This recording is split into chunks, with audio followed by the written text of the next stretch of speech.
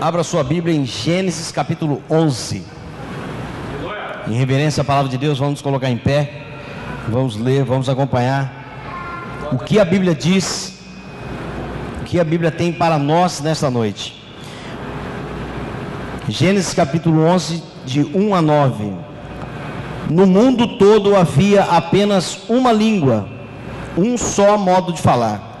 Saindo os homens do Oriente, encontraram uma planície em Sinear e ali se fixaram. Versículo 3: disseram uns aos outros: vamos fazer tijolos e queimá-los bem. Usavam tijolos em lugar de pedras e piche em vez de argamassa. Versículo 4: depois disseram: vamos construir uma cidade com uma torre que alcance os céus. Assim nosso nome será famoso e não seremos espalhados pela face da terra. O Senhor desceu para ver a cidade e a torre que os homens estavam construindo.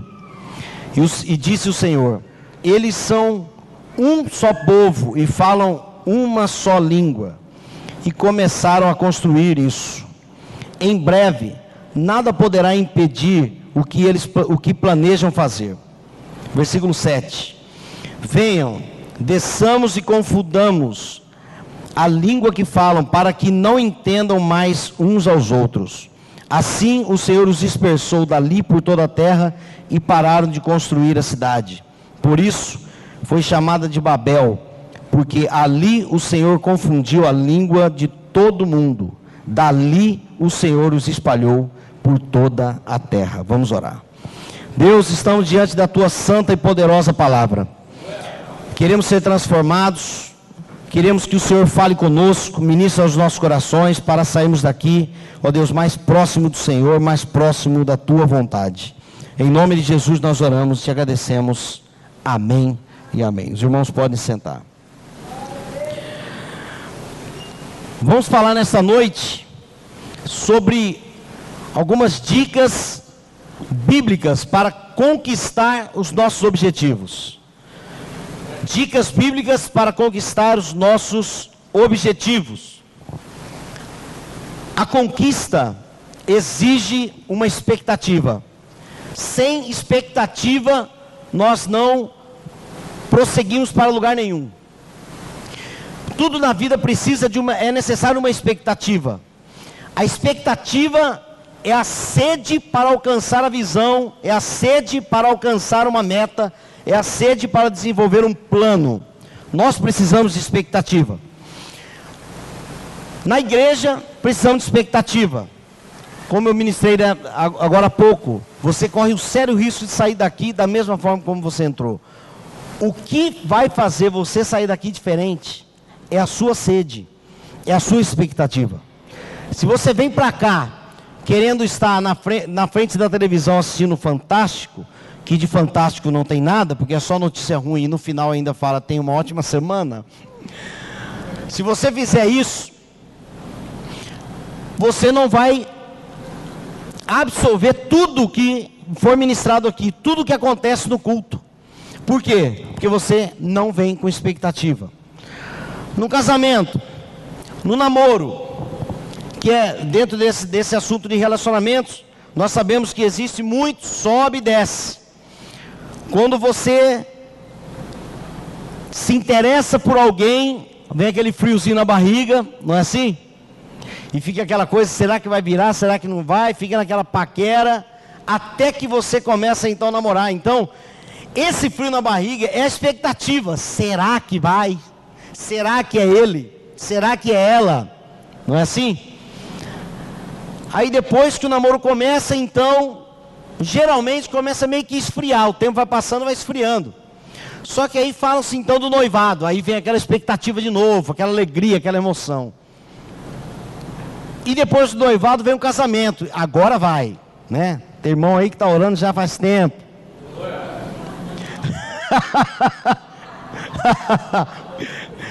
Casamento, agora vai. Aí vem aquele frio na barriga, aquela expectativa grande. E então casam. Aí depois vai passando o tempo, vai esfriando de novo. Então nós precisamos de expectativa para conquistar algo. Tudo que você deseja conquistar, você precisa ter uma expectativa. Alguém já disse que quem deixa de ter expectativa e já está preparado para morrer. Porque você não tem mais motivo para viver se você não espera nada, se você não tem uma expectativa. Até Deus nos deixou uma surpresa lá na frente. Para quê? Para que vivêssemos dentro de uma expectativa. Olha o que está escrito em Filipenses capítulo 3, versículo 13 e 14. Se o multimídia puder colocar, eu agradeço. Filipenses capítulo 3, versículos 13 e 14. Irmãos, quanto a mim, não julgo que o haja alcançado, mas uma coisa faço, e é que, esquecendo-me das coisas que para trás ficam, e avançando para os que estão diante de mim, olha a expectativa, avançando para os que estão diante de mim, prossigo para o alvo, pelo prêmio da soberana vocação de Deus em Cristo Jesus. Penúltimo versículo da sua Bíblia, abre aí, o último livro, Apocalipse. Olha aí, o penúltimo versículo da Bíblia. Olha o que está escrito aí. Uma expectativa que Deus deixou para cada um de nós. Porque Deus sabe que nós precisamos de expectativas para viver. Olha o que está escrito, penúltimo versículo da Bíblia. Aquele que dá testemunho dessas coisas diz: certamente venho sem demora. Amém. Vem, Senhor Jesus.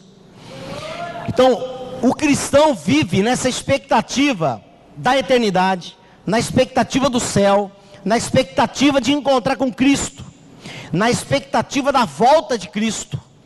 Então, nós precisamos de expectativa para viver. É uma motivação que nos impulsiona para realizações. Amém?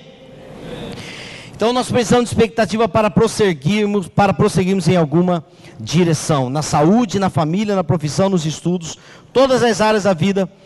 Sem expectativa, a nossa vida se torna estática. Você senta num sofazão chamado zona de conforto e você só assiste a vida passar. Algumas frases motivacionais seculares que a gente ouve por aí. Os vencedores já perderam mais do que os perdedores. Aqui está falando também de conquista, é um incentivo. Porque quem venceu já perdeu muitas vezes até vencer. Não observe os prêmios de um campeão, mas o treinamento, e seja um vencedor. Nada acontece por acaso. É uma outra frase. Quem não sabe para onde vai, qualquer direção serve. São frases seculares que tentam nos impulsionar para as realizações. Mas o que a Bíblia nos diz sobre conquista? O que a Bíblia tem para nos ensinar? Algumas dicas que ela nos ensina para conquistarmos, independente de qual seja a área da vida. Nós precisamos de expectativa para conquistar. E nós precisamos ter metas, sonhos e realizações para poder, então, alcançar esse alvo que nós acabamos de ler na palavra de Deus. Vamos ver algumas dicas que a palavra de Deus nos dá, baseado nesse texto de Gênesis capítulo 11, versículos de 1 a 9. Presta atenção no versículo 3 e 4. Se o multimídia puder me ajudar, deixa esse texto de Gênesis aí que nós vamos ver alguns dos versículos. Versículos 3 e 4 diz o seguinte: disseram uns aos outros: vamos fazer tijolos e queimá-los bem. Usavam tijolos em todo lugar. Usavam tijolos em lugar de pedras e piche em vez de argamassa. Versículo 4. Depois disseram: vamos construir uma cidade com uma torre que alcance os céus. Assim nosso nome será famoso e não seremos espalhados pela face da terra. Primeira dica para você alcançar os seus objetivos: avalie e renove os seus projetos de vida. Avalie e renove os seus projetos de vida. Nesse versículo que nós lemos, tem uma sequência aqui: tijolos, Vamos fazer tijolos e queimá-los bem. Depois dos tijolos, cidade. Usavam tijolos no lugar de pedras e piche em vez de argamassa. Depois disseram, vamos construir uma cidade. Depois da cidade, torre. Vamos construir uma cidade com uma torre que alcance o céu. É o quarto passo. E o quinto passo, assim nosso nome será famoso e não seremos esperados por toda a terra, toda a face da terra. Percebam que existe uma sequência: tijolos, cidade, torre, céus e toda a terra. Existe uma sequência. Então avalie e renove os seus projetos. É por isso que no meio corporativo se fala tanto em visão, missão, metas, táticas. Dentro do assunto de liderança, você vai no banco ou você vai em alguma grande empresa, lá está visão, missão, valores. O que é a visão? Visão é a fotografia do futuro, aonde você deseja chegar. Você precisa ter isso definido na sua vida. Senão você vai ficar numa zona de conforto e você vai ficar na arquibancada assistindo a vida passar. Visão, aonde você deseja chegar, é a fotografia do futuro. Estamos aí a um passo da Copa do Mundo. Eu tenho um negócio comigo, que ano que vem vai ser um ano fantástico. Um ano muito dinâmico, no meio do mercado, no meio eclesiástico também. Eu acredito que todo mundo, todas as áreas, vai competir por datas. Vai competir por datas de shows, de atividades, de eventos. Vai acontecer muita coisa no ano que vem. E você precisa pegar esse bonde. Você precisa aproveitar o ano que vem, que vai ser um ano de grandes oportunidades. E você precisa entrar nessa onda. Que seja para conquistar pessoas para Jesus. O trabalho evangelístico vai ter de sobra oportunidades para realizar. Quantidade de turistas, quantidade de eventos, panfletagem em eventos, a igreja vai poder mobilizar, porque todo mundo vai estar na rua. Todo o tempo vai acontecer grandes eventos no ano que vem. Mas para isso nós temos que definir algumas coisas. Nós precisamos, aonde que nós queremos chegar no ano que vem? Ano que vem, nós podemos ter essa igreja em dezembro do ano que vem, novembro, vou colocar certinho um ano. Podemos estar aqui lotado. Mas para isso a gente tem que ter alguma definição, aonde nós queremos estar no ano que vem. Visão. Visão. Eu estou falando de igreja, mas pode ser para a sua vida. Aonde você deseja estar no ano que vem? Ah, eu quero fazer um curso extra aí de um ano. Você precisa definir e começar.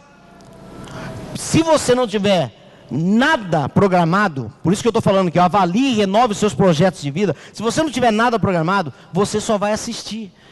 Você vai pegar a bandeira do Brasil e ficar, assistindo Arábia e Finlândia no Verdão. Vai ser assim, né? Arábia. Vai ficar assim. Você vai só assistir, não vai acontecer nada, você não vai aproveitar. Então, visão. Fotografia do futuro, onde você quer estar. Há 3 semanas atrás eu tomei uma decisão de uma visão. Para uns 6 meses. É até perigoso eu falar isso aqui em público. Mas eu vou falar. Eu tenho uma meta, uma visão. Daqui uns 4 meses eu quero estar com 70 quilos. Eu estava com 84, está descendo. É uma meta. Ano que vem, né, Ricardo? Ricardo já foi 16 quilos, né? 18 aí, ó. Se você, é dentro da área da saúde, se você não tomar uma decisão, você colocar projetos e ter uma expectativa, falar, não, eu vou cuidar da minha saúde. Você precisa desfrutar da vida abundante que Cristo oferece. Mas para isso você precisa planejar. Visão. Missão. O que é missão? Missão é para que você existe. Para que a sua empresa existe. Para que a igreja existe. Então você precisa também, além da visão, você precisa de uma missão. Além da missão, você precisa de metas. O que são metas? Vamos colocar aqui. Eu estou de um lado do rio. Aqui tem um rio. Do lado de lá tem uma árvore. A minha meta, a minha visão, estar do lado de lá. A minha missão, atravessar o rio. E as metas? Eu jogo uma corda, milagrosamente a corda dá 10 voltas na árvore e amarra sozinho. Só que a corda tem nó, sabe nó cego? Tem um nó aqui, tem um nó aqui, tem um nó. Cada metro tem um nó. Esses nós são as metas. Ou seja, pequenas visões, para que vai me ajudar a alcançar a visão principal. Mesma coisa, eu quero chegar a 70, 69, 70 quilos. Eu não posso olhar com 84 quilos, eu não posso olhar só os 69 que eu vou desanimar. Eu preciso olhar o 83, 82, 81, 75, 72, 70, 69.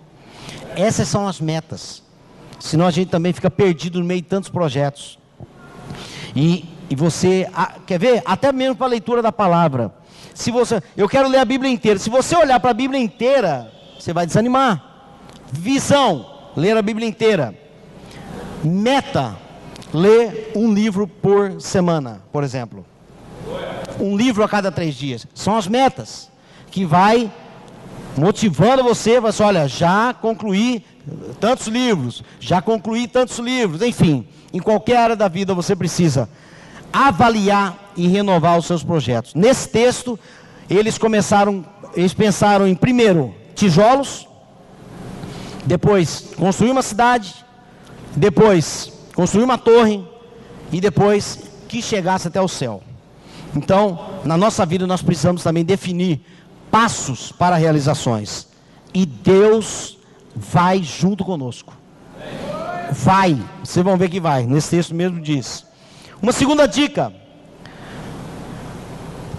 versículo 3, dentro desse mesmo versículo que nós lemos, olha lá, ó. Na minha versão está escrito aqui, olha, disseram uns aos outros, vamos fazer tijolos e queimá-los bem. Disseram uns aos outros, qual é a lição? Compartilhe a visão, a missão, os princípios e valores com o pessoal que está ao seu redor. Isso serve na sua empresa, isso serve na sua família, isso serve na sua igreja, serve no seu ministério. Você precisa compartilhar a visão.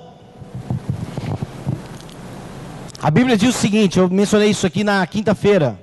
A Bíblia diz: como podem 2 caminharem juntos se não houver acordo? Quantos casamentos arrebentados? Por quê? Porque não tem o diálogo, não tem o compartilhamento de um princípio. Aqui em casa vai funcionar assim. O que você acha?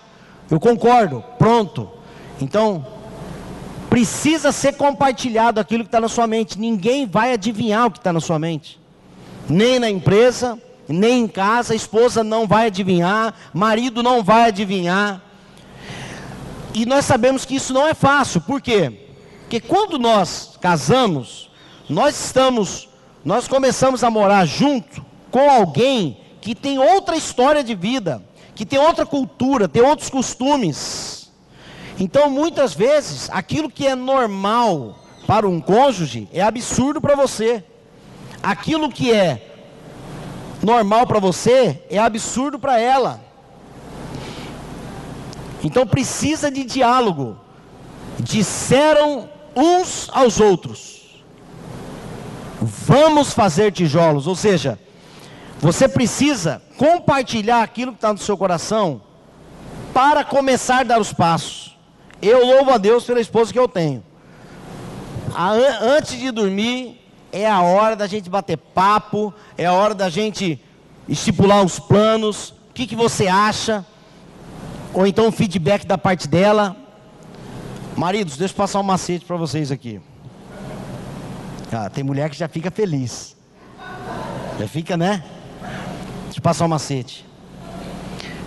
Compreenda que mulher enxerga mais do que homem. Eu falo que a mulher não vê, a mulher detecta. A mulher detecta. Ela tem uma antena misteriosa que ela vê. Você percebeu fulano? O homem, quem nem vi que estava lá, não é assim? Mas a mulher já percebeu que fulano estava lá, que ele não estava bem, porque a aliança não estava no dedo. Acertei, né? Mulher enxerga mais do que homem. Mulher detecta. Agora o macete. Aproveita os olhos misteriosos das mulheres. Das mulheres não, da sua mulher. Aproveita. Aproveita. Aproveita, aproveita. Feedback de esposa tem um valor que você não sabe quanto. Feedback de esposa. Eu quando chegar em casa eu vou perguntar: e aí, amor, como que foi a pregação? Ó, diálogo, um compartilhar com o outro, para você alcançar seus objetivos. E se o cônjuge fala assim: olha, eu acho que você precisa melhorar nisso, e você melhora naquilo que foi colocado para você, no feedback, vocês vão muito mais longe. Cada um de nós podemos ir muito mais longe. A família cresce, a empresa prospera, o ministério prospera. Por quê? Porque a Bíblia diz o seguinte: quão bom e quão suave é que os irmãos vivam em união.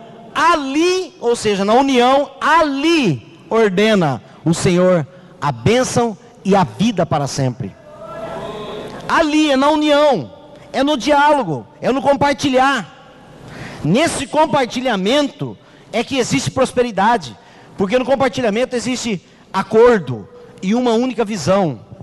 Disseram-lhe uns aos outros, antes de desenvolver o plano, foi compartilhado lá, ó. Disseram-lhe uns aos outros. Uma outra lição, terceira lição que a Bíblia nos dá para ajudarmos a conquistar os nossos objetivos. Versículo 5. Versículo 5.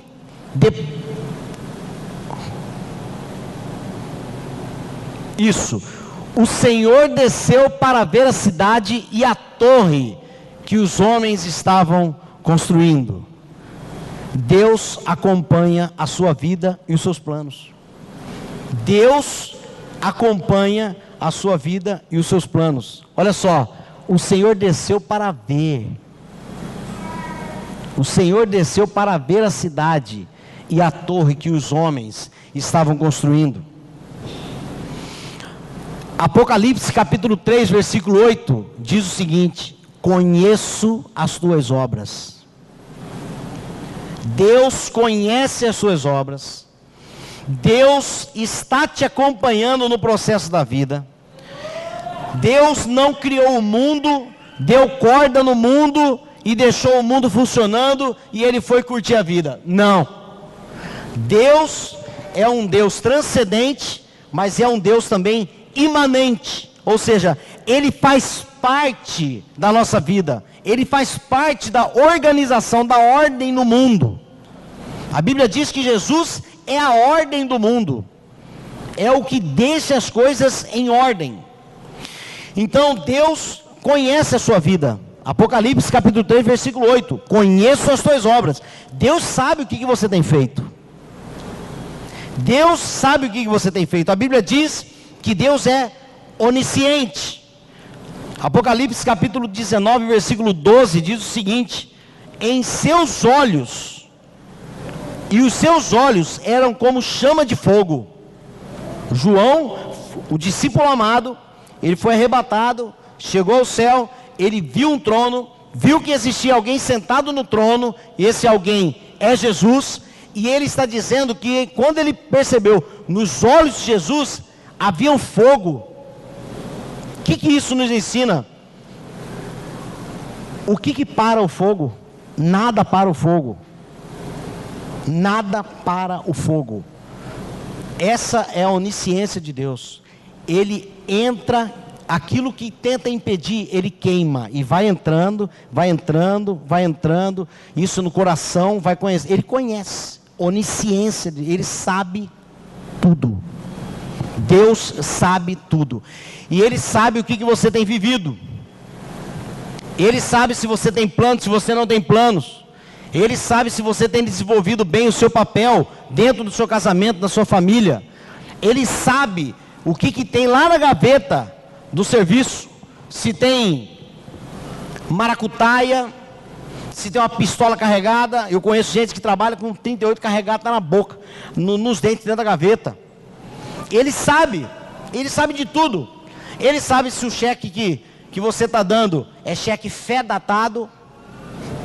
Sabe o cheque fé datado? Vai, né? Dependendo da fé. Se tiver fé, ele vai, né? Se não tiver fé, aí vai entrar naquilo que o pessoal fala que é cheque Jesus, breve voltará. Ele sabe lá na sua empresa, lá na sua família, ele sabe, eu conheço as suas obras. Deus acompanha a sua vida e os seus planos. O Senhor desceu para ver a cidade e a torre que os homens estavam construindo. Deus desceu para ver.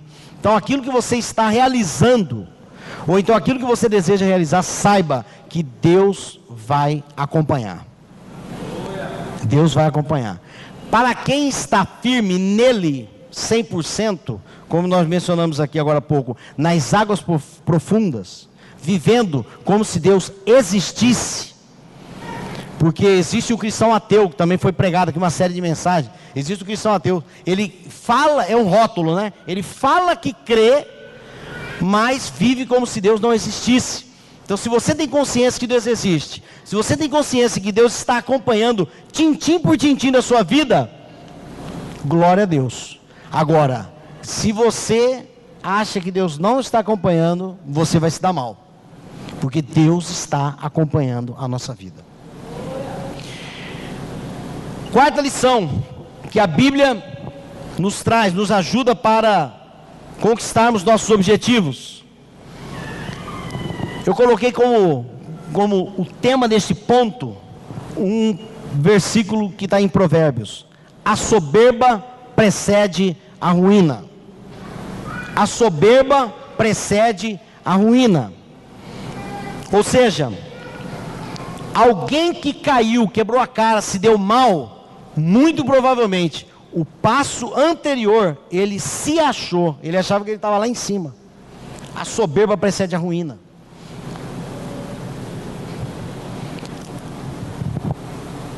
Vamos construir uma cidade. Pode voltar aí o texto, por gentileza? Vamos construir uma cidade. Disseram?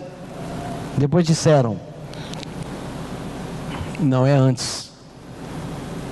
Vamos construir uma cidade com uma torre que alcance os céus. Assim o nosso nome será famoso e não seremos espalhados pela face da terra. Eles queriam construir uma cidade e eles queriam construir a torre. Não é qualquer torre, é a torre que pudesse chegar no céu. Qual que é o problema disso? Assim o nosso nome será famoso. Está aqui o problema. Está aqui o problema.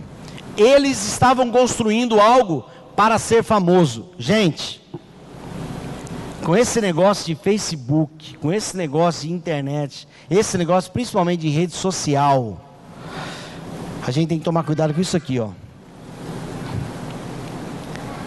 Assim o nosso nome será famoso. Por que nós temos que tomar cuidado? Com a autopromoção. Autopromoção gera soberba. Aqui diz o seguinte: assim o nosso nome será famoso. Ou seja, você não pode buscar uma vida de fama. Por quê? Porque a fama atrapalha a carreira. Por incrível que pareça, a fama atrapalha a carreira. Por que a fama atrapalha a carreira? Jesus, em alguns episódios da Bíblia, diz que Jesus curava determinadas pessoas, e ele falava assim: olha, não saia contando para ninguém. Não saia contando para ninguém. Mas sabe por que Jesus falava isso? Não conta para ninguém que eu te curei. Porque, segundo o Dr. Russell Shedd, um teólogo, ele diz o seguinte: que as pessoas iam sair contando que foi curado por Jesus, a multidão, fama e multidão caminham juntos. A multidão ia chegar em cima de Jesus, ia sufocar o ministério de Jesus. A fama atrapalha. Olha que interessante. O nosso negócio como ser humano não pode ser com multidão. O nosso negócio como ser humano tem que ser com pessoas. Ué, mas não é a mesma coisa? Não. Não. A multidão atrapalha o seu relacionamento com pessoas. Nós não temos que servir multidões, nós temos que servir pessoas. Nós não temos que ajudar multidões, nós temos que ajudar pessoas. Jesus, ele nos juntou 5.000 pessoas e falou assim, ó, tá todo mundo curado. Não, ele vai em um. A fama atrapalha a nossa carreira. Por quê? Porque você perde o foco. A fama nos impede de servir. Você sabia que a raiz da palavra soberba é a mesma raiz usada na palavra glória? A raiz da palavra soberba é a mesma usada na raiz da palavra glória. Qual que é a diferença de soberba e qual que é a diferença da adoração? A soberba é a glória no ser humano. A adoração é a glória para o Deus eterno. Vou repetir. A soberba é a glória no ser humano. E a adoração é a glória no Deus eterno. Quando eu estava tocando, você acha que eu não gostava, tocando na noite? Você acha que eu não gostava de ver o pessoal aplaudindo o meu nome? Só que a gente trabalhava para ser aplaudido, que é o que os artistas fazem. A gente trabalhava para ser aplaudido, ou seja, buscando a glória para o meu nome. E isso gera soberba, você fica estrela, você fica inacessível, você fica famoso. Soberba, a soberba precede a ruína. Roberto Carlos, teve aí ontem inclusive, uma vez numa matéria com a Glória Maria, ele disse o seguinte, essa matéria foi quando a esposa dele faleceu, do Roberto Carlos. Ele disse o seguinte, por que o sucesso é tão ingrato? Por que a vida é tão ingrata com quem faz sucesso? Que a esposa dele tinha falecido. É por causa disso aqui, ó. Glória não foi feita para ser humano. Glória não foi feita para ser humano. É a mesma coisa de você pegar uma garrafa de Coca-Cola com 2,5 litros e querer colocar os 2,5 litros numa xícara de café. Não cabe. Não cabe. Glória só cabe para Deus. Glória só cabe para Deus. Aplauso só cabe para Deus. Elogio só cabe para Deus. Mérito só cabe para Deus. Honra, louvor só cabe para Deus. Glória não foi feita para ser humano. Quem trabalha, quem estipula projetos, define projetos, quem organiza qualquer área da vida para buscar fama, para buscar glória, vai se dar mal. E você vai acabar falando como o Roberto Carlos. Por que o sucesso é tão ingrato? Porque, gente, não existiu no Brasil fenômeno igual Mamonas Assassinas. Pensando na área musical, não existiu. Não tem lógica uma banda com 5 meses vender 7 milhões de cópias. Não tem lógica isso. Isso é fora da realidade. Não sobrou nem para contar história. Não sobrou nem o segurança da banda para contar história. Por quê? Estava cutucando onça com vara curta. Estava mexendo naquilo que não pertence ao ser humano. Estava mexendo com a glória que pertence a Deus. Com a glória não se brinca. Com a fama não se brinca. Músicos que vêm para a igreja, a luta é tremenda, o discipulado precisa ser diferente. Porque eles vêm querendo ser glorificados, porque lá fora eles são. Lá fora são aplaudidos. Mas quando chega na igreja, eles ainda acham que está todo mundo olhando para eles. Quando chega na igreja, eu passei por muito tempo. Eu cheguei a um ponto que eu, no intervalo entre um culto e outro, lá na igreja onde eu me converti, que eu ficava dentro da secretaria da igreja, eu não tinha coragem de ficar lá fora, porque eu achava que estava todo mundo olhando para mim. Ficou aquela correnteza ainda da fama. Eu achava que estava todo mundo olhando para mim. E não só isso, eu achava que todo mundo queria conversar comigo, porque eu era especial. Eu achava que era assim.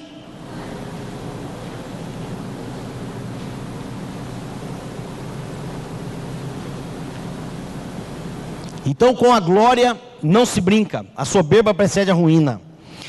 Uma outra lição que a Bíblia nos traz para ajudarmos a conquistar os nossos objetivos. Versículo 6.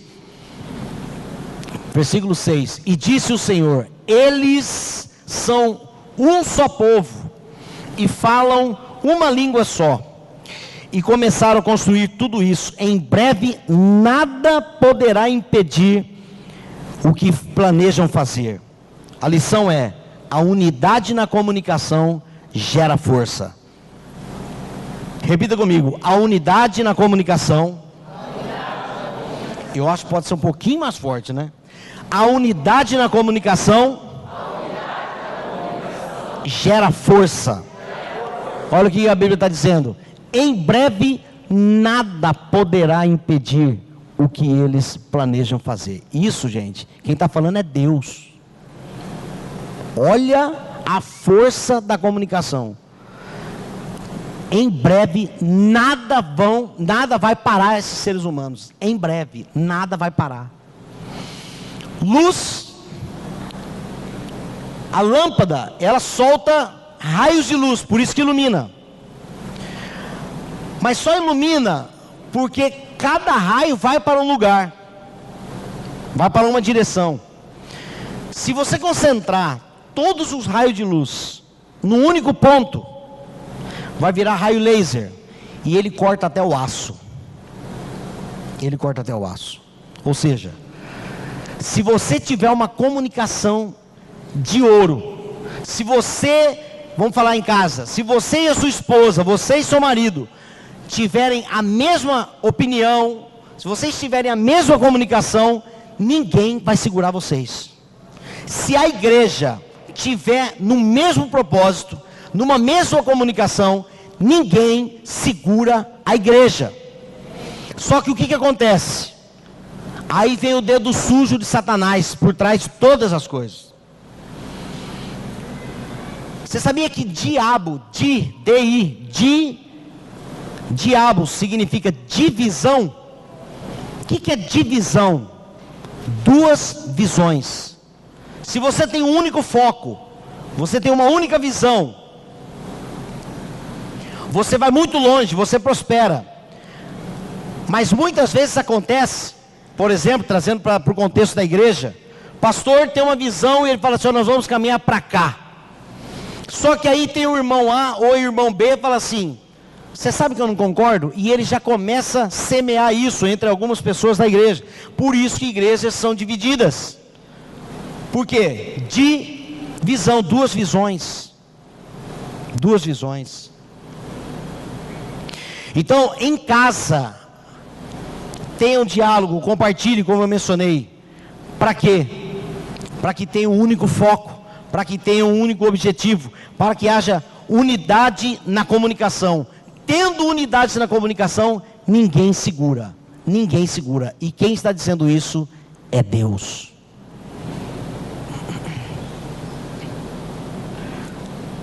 Quantos casamentos que são descaradamente apresentados como casamento fracassado?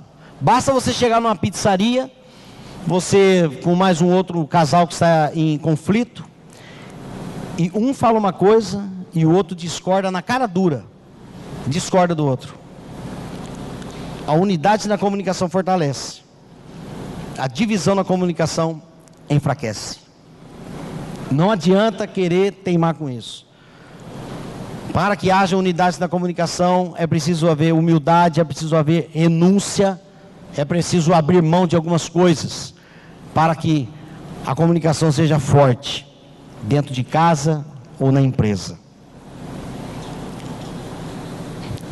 Sexta e última lição desse texto: Deus pode interromper a nossa caminhada para que a glória seja dada a Ele. Eu vou repetir: Deus pode interromper a nossa caminhada para que a glória seja dada a Ele. Versículo 7 e 8. Olha o que diz esse texto: venham, desçamos e confundamos a língua que falam, para que não entendam mais uns aos outros. Aqui Deus interferiu na comunicação. Assim o Senhor os dispersou dali por toda a terra e pararam de construir a cidade. Deus pode interromper nossa caminhada. Por que Deus parou esse povo aí? Porque eles queriam a glória para eles. Vamos construir, vamos fazer tijolos, vamos construir uma cidade e vamos construir uma torre que chega até o céu.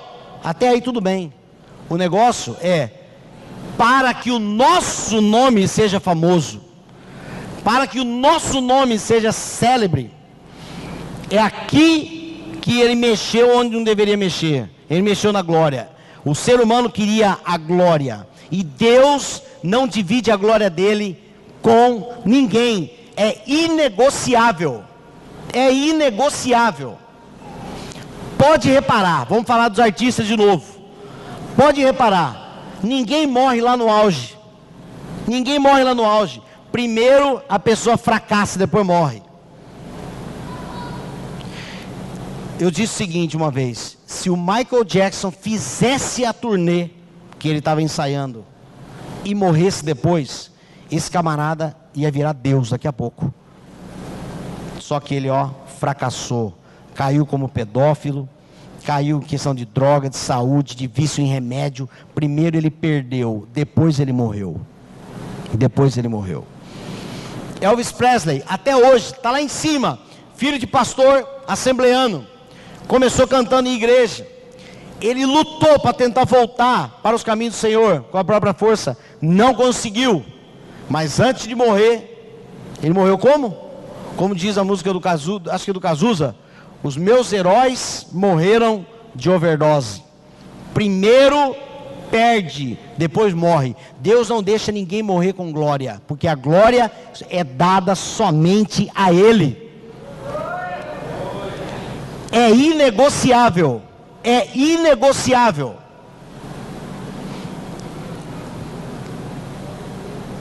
Deus pode interromper a nossa caminhada. Quem sabe você está vivendo como se Deus não existisse. Presta atenção no que eu vou te falar. Não espera Deus te colocar num leito de hospital para cair a ficha. Não espere. Faça o que tem que ser feito para Deus. Mas como que eu vou saber, pastor? Bíblia. Está aqui, o manual do fabricante. Está aqui, O manual do fabricante está aqui. Basta ler e colocar em prática. Ah, mas eu não entendo muito bem o que a Bíblia diz. Procura o pastor, procura a liderança da igreja. Vem para a escola bíblica. Aprenda o que está escrito aqui, que você vai deixar de tentar para passar por uma vida de acertos com Jesus. Você vai deixar de tentar para você viver uma vida de acertos com Jesus. Para que tentar? A gente compra uma televisão agora toda cheia de opções e menu extenso, e você fica fuçando, tentando saber o que tem na televisão. É só você ler o manual que você vai entender como que funciona a televisão.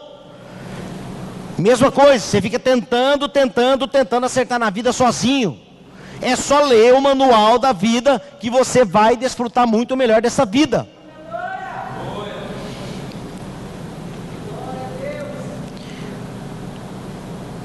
E tem gente que precisa ir para o leito do hospital para a ficha cair. Deus pode interromper a nossa caminhada. Aqui, Ele interrompeu. Ele interrompeu a caminhada desse pessoal aqui, porque eles queriam a glória para si mesmo. Deixa eu te contar uma história. Deixa eu só tomar uma aguinha que a boca está seca.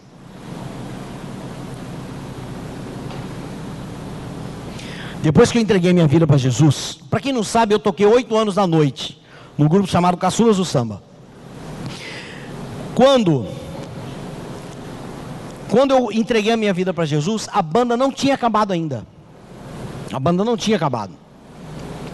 Começou então uma batalha espiritual.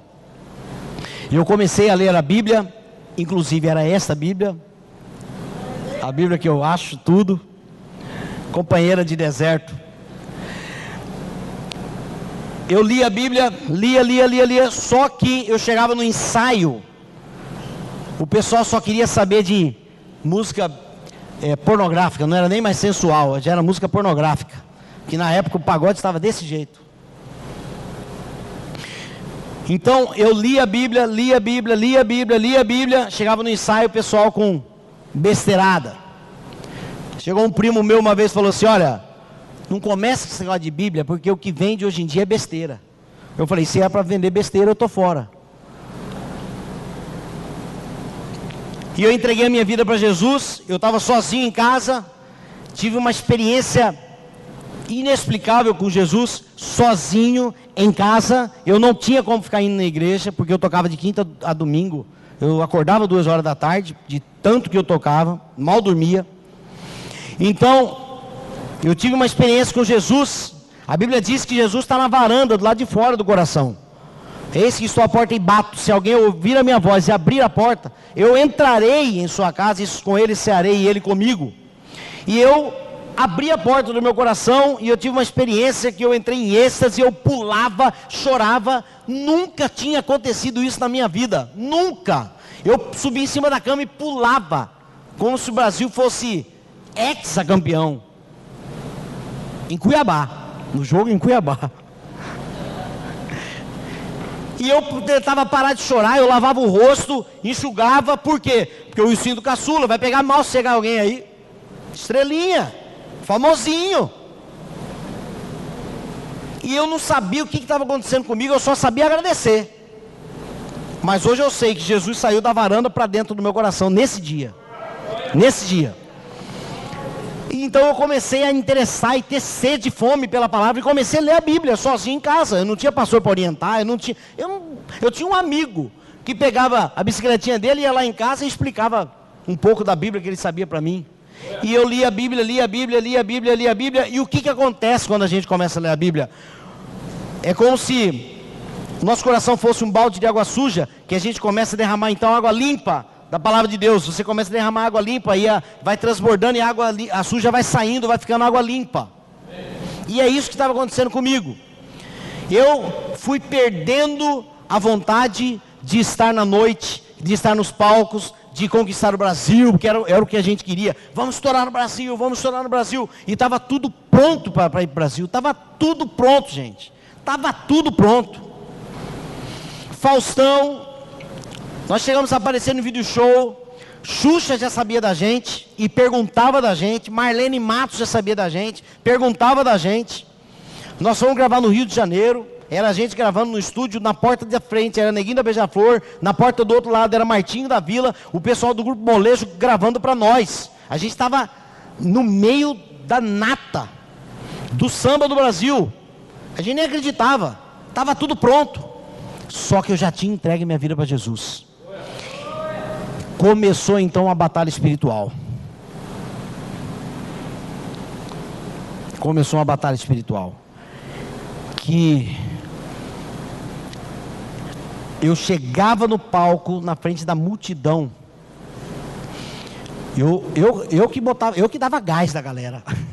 Eu que era o cantor eu que era o Xande do Harmonia do Samba. Eu que era o foguinho do povo lá. Eu falava assim: galera, vamos arrebentar que nós vamos estourar no Brasil. Vamos botar fogo nesse negócio aqui, vamos embora, vamos sacudir. E a gente tocava.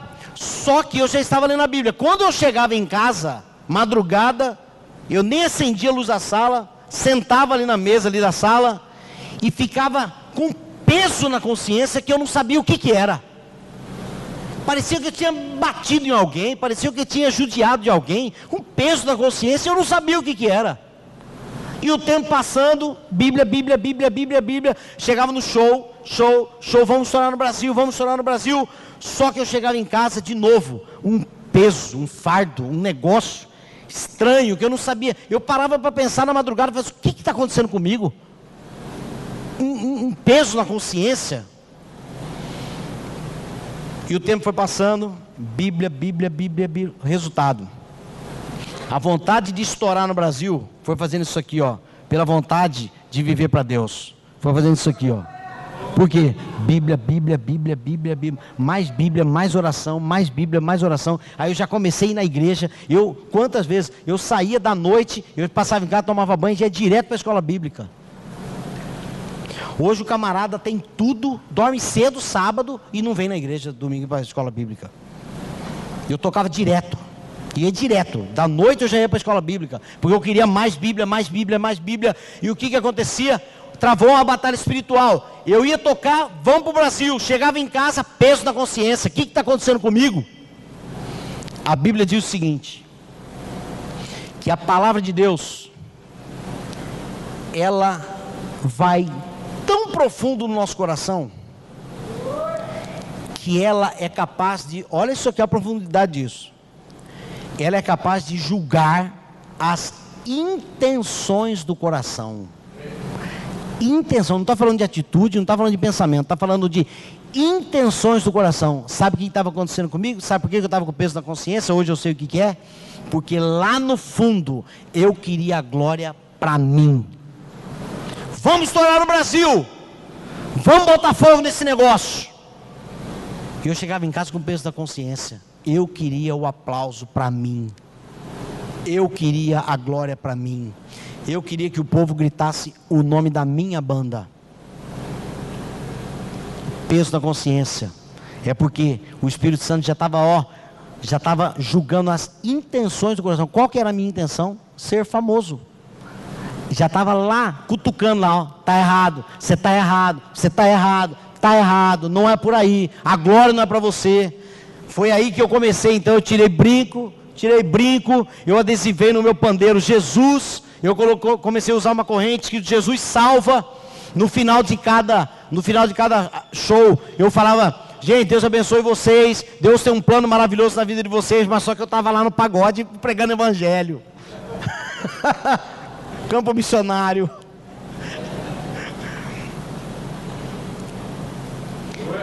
E aquilo foi, eu fui perdendo a vontade, eu queria viver para Deus.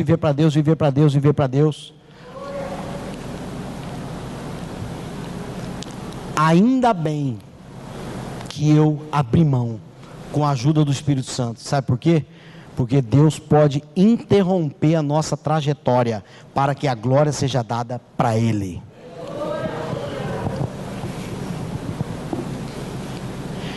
Conquiste seus objetivos seguindo as orientações bíblicas. Recapitulando: avalie e renove os seus projetos de vida. Compartilhe a visão, os princípios e os valores. Saiba que Deus acompanha a sua vida e os seus planos. Tenha consciência de que a soberba precede a ruína. A glória para o ser humano precede a ruína. A unidade na comunicação gera força. E Deus pode interromper nossa caminhada para que a glória seja dele. Para encerrar, 1 Coríntios capítulo 10, versículo 31 diz o seguinte, presta atenção nisso aqui. Portanto, quer comais, quer bebais, quer façais qualquer outra coisa, fazei tudo para a glória de Deus. Você está vivendo uma vida que dá glórias a Deus ou a você? Abaixe sua cabeça, feche seus olhos.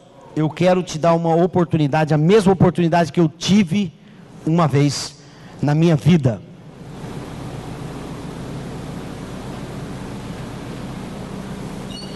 Você já está vivendo para a glória de Deus, de verdade. Eu não estou falando de ir domingo na igreja, eu não estou falando de vir quinta na igreja, eu não estou falando de vir terça na igreja, eu estou falando de vida.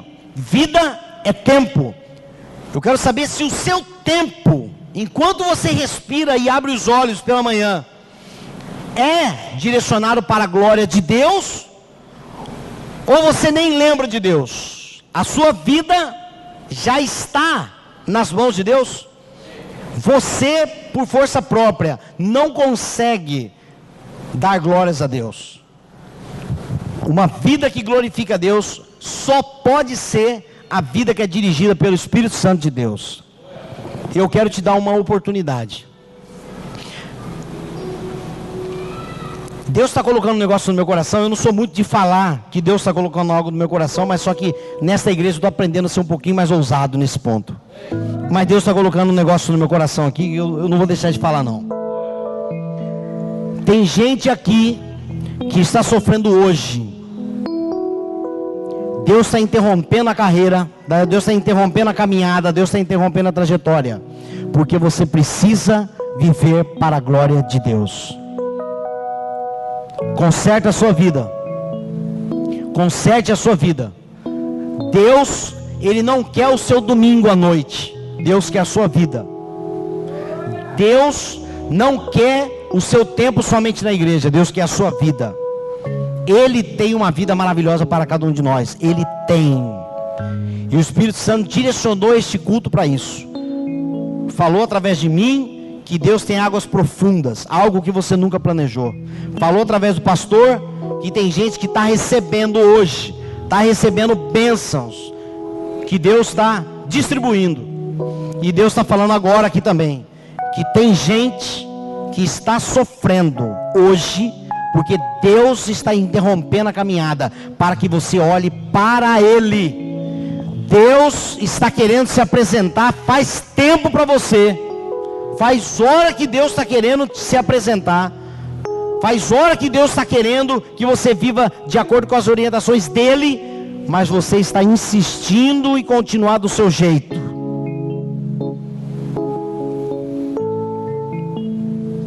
Uma vida para a glória de Deus é a vida dirigida pelo Espírito Santo de Deus.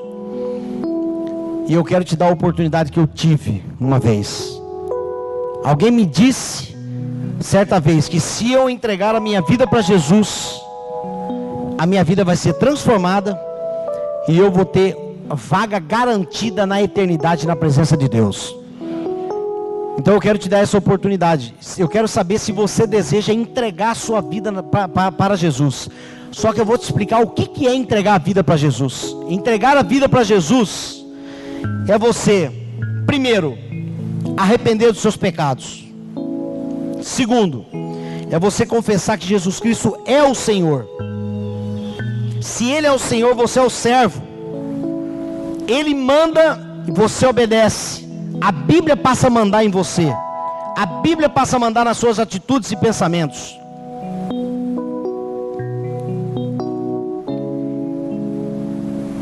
Arrepender dos seus pecados e confessar Jesus Cristo como Senhor da sua vida. A partir de então, você viverá uma vida dirigida pelo Espírito Santo para a glória de Deus. Eu quero saber se aqui nessa noite existe alguém que gostaria de entregar a sua vida no comando de Jesus. Se você deseja entregar a sua vida para Jesus, eu queria pedir que você erguesse uma de suas mãos. Se você levantar sua mão, eu vou entender que você está arrependendo dos seus pecados e você está confessando Jesus como o Senhor da sua vida. Tem alguém aqui nessa noite que deseja entregar a vida para Jesus? Estou cansado de viver do meu jeito. Eu quero viver para a glória de Deus. Alguém aqui deseja entregar a vida para Jesus? Eu não vou prolongar. Não perca a oportunidade. É a decisão mais séria que o ser humano pode tomar. É entregar a vida para Jesus. Pastor, eu quero viver para a glória de Deus. Eu já tinha ouvido a palavra, mas eu não tinha entendido que era dessa forma. Hoje eu entendi e eu quero entregar minha vida para Jesus. Alguém aqui nessa noite? Eu desejo entregar a minha vida para Jesus. Erga sua mão e abaixe em seguida, nós vamos orar por você.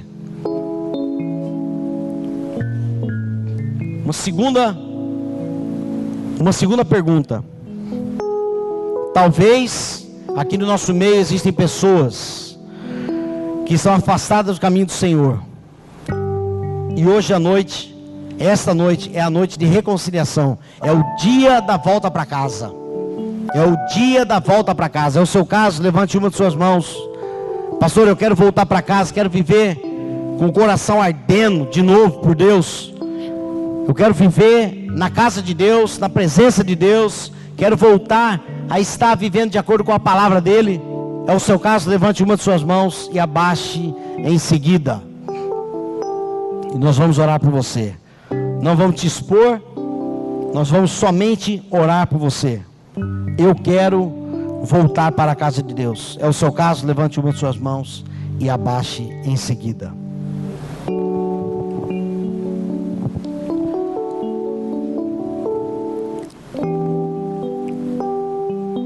Terceira e última pergunta. Quem sabe no nosso meio estão pessoas que ainda precisam viver a palavra de Deus para alcançar os seus objetivos.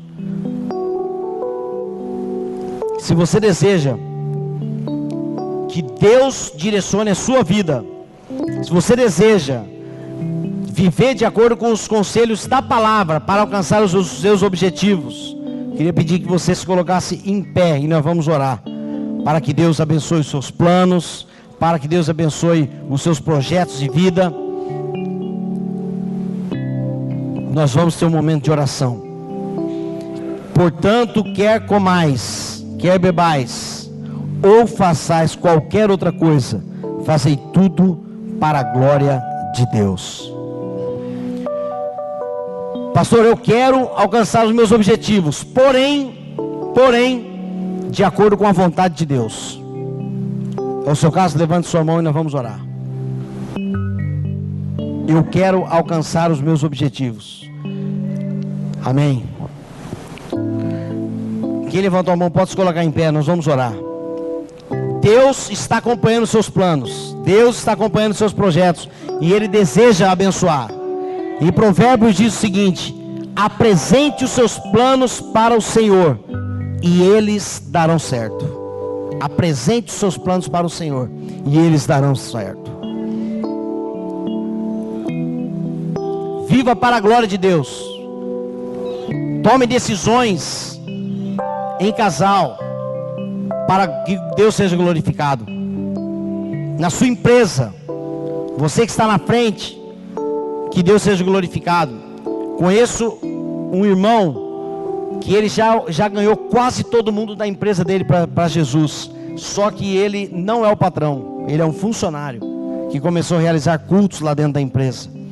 Viva para a glória de Deus. Você não está aqui nessa terra para ganhar dinheiro e morrer. Você está aqui nessa terra para glorificar o nome de Deus e alcançar mais e mais pessoas para viver para a glória de Deus. Amém? Vamos orar. Deus, obrigado pela tua santa palavra. Obrigado porque a tua palavra nos orienta como viver. Ó Deus, e pessoas aqui estão em pé, consagrando os seus planos, consagrando os seus projetos de vida, consagrando sua família, consagrando suas decisões. Que o teu Espírito Santo os oriente dia a dia. Teu Espírito Santo oriente qual é o próximo passo. E que teu Espírito Santo os incentive para que não tome decisões precipitadas sem antes consultar o Senhor. Em nome de Jesus, que possamos ouvir testemunhos de vitória, de pessoas que decidiram caminhar com o Senhor e que tiveram suas vidas transformadas e projetos realizados. Em nome de Jesus, que o teu nome seja glorificado através da nossa vida, através da nossa família, através da nossa igreja, em nome de Jesus. E a igreja diz amém, e aplauda o Senhor bem forte. Aleluia.